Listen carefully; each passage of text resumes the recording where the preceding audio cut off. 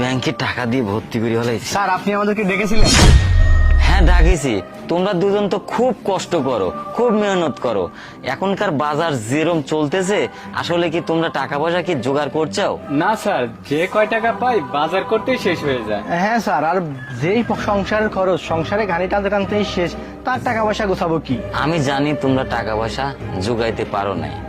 আমি দুইজনের জন্য দুইটা ব্যাংক নিয়ে আইছি। এই ব্যাংক দুটা তোমাদের আমি উপহার স্বরূপ দেব, আর তোমরা প্রতিদিন এই ব্যাংকে টাকা পয়সা জোগাইবে। 1 বছর পরে দেখবো তোমরা দুইজনের মধ্যে কে টাকা পয়সা বেশি জোগাইছো। এটা লক্ষ টাকার গিফট না, তবু এটা তোমাদের দুজনের কাজে লাগবে। ধরো। ধন্যবাদ স্যার, আপনি আমাদেরকে যেটা দিয়েছেন এতে আমরা অনেক খুশি। তাহলে আজকে আমরা আসি। আচ্ছা ঠিক আছে। ঠিক আছে।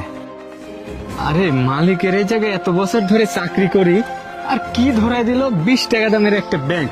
আমার মনটা চাইলো যে এই ব্যাংক দিয়ে ওই টাকলা মাথার পুরো ওই জায়গায় ফাটাই দিই। না না ছোট ভাই, তুই এটা কি বলতেছিস? এটা ঠিক না। দেখ, যে এটা যত টাকা দামেরই হোক না কেন, এটা স্যার আমাদেরকে গিফট করছে।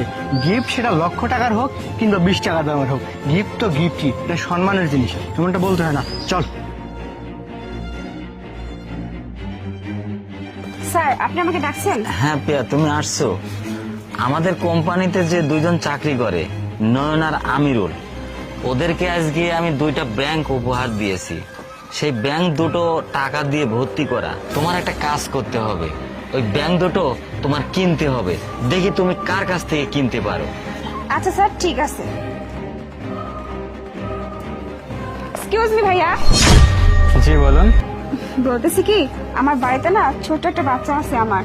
ও না খুব বায়না ধরছে ছোট্ট একটা ব্যাংক টোপা কিনবে, কিন্তু আমি বাজারে গেছিলাম, এরকম একটা ব্যাংক কোথাও পাইনি। তো দেখতেছি যে আপনার হাতে আছে, এই ব্যাংকটাকে আমাকে বিক্রি করবেন? আরে না না আপু, এটা আমাকে স্যার দিছে, এটা আমি বিক্রি করতে পারবো না। শুনুন, আমি না আপনাকে ব্যাংকটার দাম হিসাবে 500 টাকা দিব। তবুও যদি দিতেন তাহলে আমার বাচ্চাটা না খুব কান্নাকাটি করতেছিল, একটু থামতো। এই ব্যাংকের দাম 20 টাকা, আমাকে 500 টাকা বিক্রি করে দিই। আচ্ছা ঠিক আছে, নেন। আচ্ছা এই নিন। আচ্ছা থ্যাংক ইউ। আচ্ছা। যাই হোক, 500 টাকা তো কামাই হয়েছে। এক্সকিউজ মি ভাইয়া। হ্যাঁ বলেন। বলতেছি আমার বাড়িতে না ছোট একটা বাচ্চা আছে আমার। ও খুব বায়না ধরছে যে একটা মাটির ব্যাংক টোপা কিনবে, কিন্তু আমি বাজারে গেছিলাম, এরকম ছোট একটা মাটির ব্যাংক টোপা আমি কোথাও খুঁজে পাইনি। তো আপনার হাতে দেখলাম, তো আপনি কি আমাকে একটু বিক্রি করবেন এই ব্যাংকটা? না না আপু, এই ব্যাংকটা আমি বিক্রি করতে পারবো না। আপনি অন্য কোথাও গিয়ে দেখেন, অন্য কোথাও পাবেন। আমি আসি। শুনুন না, বলতেছি যে সামান্য একটা ব্যাংক, মাত্র 20 টাকা মনে হয় দাম হবে।